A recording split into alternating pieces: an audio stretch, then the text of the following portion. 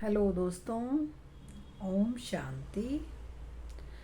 चलिए दोस्तों, अब हम एक मोस्ट इम्पॉर्टेंट बात पे डिस्कस करते हैं कि ये ब्रह्मा कुमारी का नाम जो रखा हुआ है ना, ये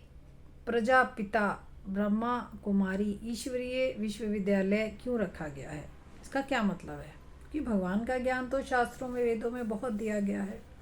लेकिन फिर भी यहाँ पर ब्रह्मा कुमार कुमारी ईश्वरीय, ईश्वरीय मतलब भगवान है ना, ये तो हम जानते हैं। विश्वविद्यालय, विश्वविद्यालय को इंग्लिश में क्या कहते हैं, यूनिवर्सिटी। यूनिवर्सिटी में जहाँ पढ़ाई पढ़ाई जाती है, इसका मतलब यहाँ पे भगवान की पढ़ाई पढ़ाई जाती है, इसका ये लॉजिक है। अब ब्रह्मा कुमारी इसका क्या मतलब है। अब देखिए दोस्तों के ब्रह्मा, ब्रह्म की माँ, तो ब्रह्म का पिता कौन, शिव, हमारा भगवान शिव। और जो कि जन्म मरण से न्यारे हैं, जन्म मरण में नहीं आते, तो इसके लिए उनको धरती पर आकर पूरे विश्व को ज्ञान देना है, तो उनको शरीर तो चाहिए, क्योंकि बिना शरीर के आत्मा बोल नहीं सकती। तो परमात्मा उसके तन में आते हैं जिसने पूरे 84 जन्म लिए हैं, पूरे 84 बर्थ्स, क्योंकि हमारे इस धरती पर मैक्सिमम 84 जन्म है, 84 लाख नहीं। तो मैक्सिमम, और किसी किसी के एक दो जन्म भी हैं, जो ज़्यादातर पारब्रह्म परलोक, जहाँ पे परमपिता परमात्मा शिव के साथ हम रहते ही हैं, वो आत्माएं भी हैं जो बहुत कम जन्म लेती हैं, तब वो वहीं रहती हैं, तब रहती जाती हैं। तो इस प्रकार दोस्तों के जिस आत्मा ने इस धरती पर टोटल 84 बर्थ्स लिए हैं ना, जिसने मैक्सिमम पूरे बर्थ जिए हैं, तो बाबा, क्योंकि वो आत्मा शक्तिशाली भी है और क्वालिटी संपूर्ण भी है, क्योंकि परमात्मा के गुणों से वो नीचे उतरी है, तो इसलिए बाबा उसी के ही तन में एंटर करते हैं। तो इसलिए उसका नाम सबसे पहले,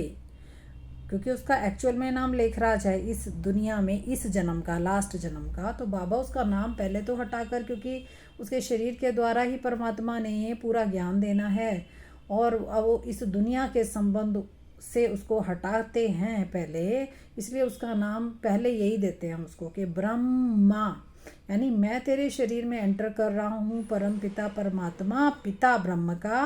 तो तेरा नाम हुआ फिर ब्रह्मा, यानी ब्रह्म की माँ। तो इसलिए माता पिता दोनों चाहिए, और पूरे विश्व का कल्याण करना है अब, तो इसलिए पूरा विश्व ही परमपिता परमात्मा का बच्चा है, सारी आत्माएं। तो परमात्मा को सबको, पूरे विश्व को ज्ञान देना है कि तुम कौन हो, कहाँ से आए हो, तुम्हें कहाँ जाना है, असली घर तुम्हारा कौन सा है, ये धरती क्या है, ये कर्म क्षेत्र है,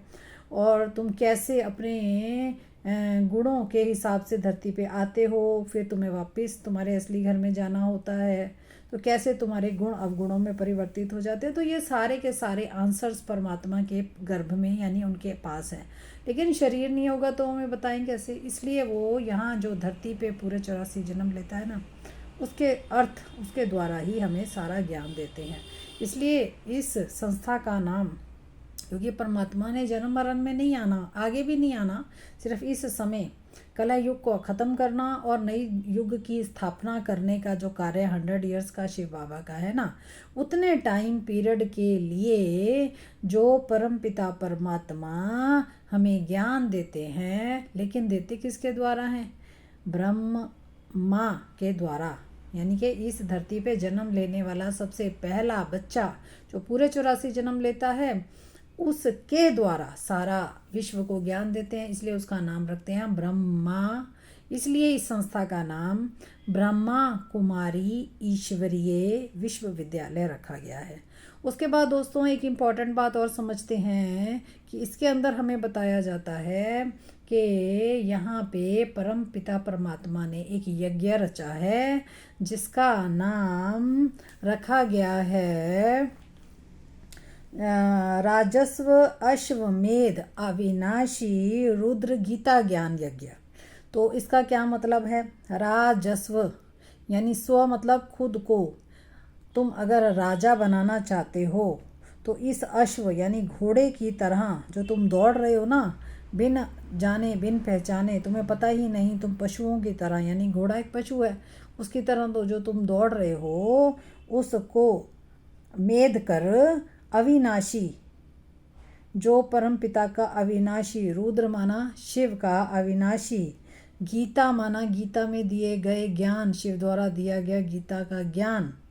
जो कि कृष्ण ने नहीं शिव के द्वारा दिया गया है, उस ज्ञान का जो ये यज्ञ शिव ने रचा है। जहाँ पे यज्ञ किसे कहते हैं दोस्तों? यज्ञ में आहुतियाँ डलती हैं। तो इसलिए परमात्मा हमें क्या कहते हैं कि जो तुम स्वार्थी हो गए हो इस समय अपने विकर्मों के कारण, स्वार्थी यानी स्व के अर्थ जीने वाले, सिर्फ दूसरों की परवाह ही नहीं कर रहे, यानी कि तुम काम, क्रोध, लोभ, मोह और अहंकार के कारण जो स्वार्थी यानी अपने रथ के ही निमित्त रह गए हो, तो तुम बच्चे अपने इसी स्व के रथ को, अब जो किसी काम का नहीं रह गया, इसको स्वाहा कर दो मेरे यज्ञ में, क्योंकि यज्ञ में आहुतियाँ ही दी जाती हैं। इसलिए क्या अपना क्या क्या आहुति दो, तन अपना लगा दो सेवा में, मन